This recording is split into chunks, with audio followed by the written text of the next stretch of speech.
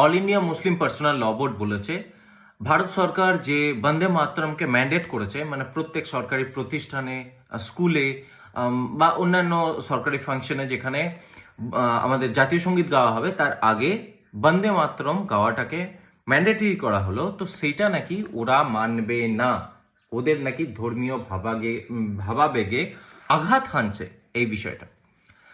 আচ্ছা, আমি এখানে একটা কথা বলতে চাই, বা এখানে আমার আলোচ্য বিষয় এটাই যে এটা শুধুমাত্র কিন্তু মুসলমান বা হিন্দুর বলে নয়, প্রত্যেক ভারতীয়র জন্য এটা লাগু হচ্ছে। ওকে, সে ধর্ম নির্বিশেষে, মানে হিন্দু, মুসলমান, খ্রিস্টান, বৌদ্ধ, জৈন, সবার জন্য কারো কোনো সমস্যা নেই। কেবল প্রবলেম কাদের? মুসলমানদের। কি সমস্যা? যে না, আমরা গাইবো না, এটা আমাদের নাকি it is unacceptable. Government must withdraw the notification.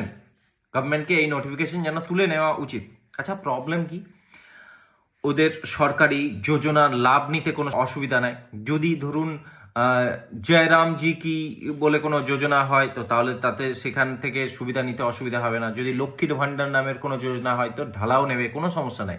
লক্ষ্মীর নাম নেবে না, কিন্তু লক্ষ্মীর নাম্বার মানে যোজনার লাভ নেবে। আচ্ছা, সব কিছুতে এদের প্রবলেম, ধর্মীয় ভাবাবেগ। আচ্ছা, এই দেশ কি হিসাবে দেশভাগ হয়েছিল? দেশভাগ হয়েছিল ধর্মের ভিত্তিতে, দুই ধর্মের ভিত্তিতে, হিন্দু এবং মুসলমান। মুসলমানদের জন্য দুটো দেশ আছে, দুটো দেশ মানে তখন একটাই দেওয়া হয়েছিল, এখন দুটো। তো পূর্ব পাকিস্তান, পশ্চিম পাকিস্তান দিয়ে দেওয়া হয়েছে।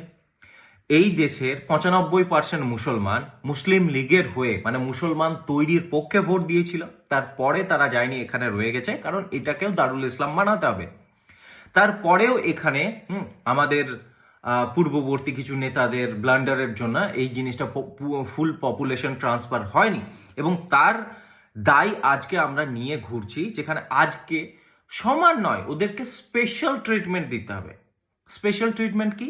এতদিন ধরে পলিটিক্যাল পার্টিরা দিয়ে এসছে না, তো স্পেশাল ট্রিটমেন্ট ওদেরকে লাগবে। যে না, ওরা বলবে না বন্দে মাতরম, বন্দে মাতরম বলবে না। ওরা থিয়েটার বা প্রেক্ষাগৃহে যেখানে আমাদের জাতীয় সঙ্গীত রিসাইটেশন হবে, সেখানে ওরা দাঁড়াবে না, ওরা গাইবে না, ওরা ভারত মাতা কি জয় বলবে না। এই সমস্ত জিনিস ওরা করবে না। কেন করবে না? কারণ ওটা নাকি ওদের ধর্মীয় ভাবাবেগে আঘাত আনবে। আচ্ছা, এতই যদি অসুবিধা আছে, যখন মুসলিম লীগের পক্ষে ভোট দিয়েই ছিলে, যখন পাকিস্তান তৈরির পক্ষে ভোট দিয়েই ছিলে, তোমরা যেতে পারতো। এখনো হিন্দু প্রধান দেশ, এটা প্রায় 80% হিন্দু আছে, তো হিজরত করে যাও। বলাও তো আছে, মোহাম্মদ সাহেব তো বলে দিয়েছে যে নন বিলিভার বা অমুসলিমদের ইয়েতে থাকবে কেন, ল্যান্ডে থাকবে কেন, সেখান থেকে হিজরত করে যাও, সমস্যা তো কিছু নেই। ভারত সরকারের তরফ থেকে না হলেও আমাদের তরফ থেকে টিকিট প্রোভাইড করার জন্য আমরা ক্রাউড ফান্ডিংও করে দেবে। এত সমস্যা যদি হচ্ছে, কোনো অসুবিধা নাই, তোমাদের জন্য আলাদা করে এই ভারতের অংশ দিয়ে দেওয়া হয়েছে না। সো এভাবে চলতে পারে না যে একটা কমিউনিটি সব সময় নিজেদেরকে ভিক্টিমাইজ দেখাবে, যে না আমরা ভিক্টিম, আমাদের উপর এই অ্যাটাক হচ্ছে, অমুক করা হচ্ছে, আমাদের উপর তমুক হচ্ছে না, আমরা এই দেশের কোনো কিছু মানবো না, আমাদের এই দেশের সব কিছুতে আমাদের ধর্মীয় ভাবাবেগে আঘাত আনবে, আমাদের জন্য আল্লাহ আগে, তারপর দেশ।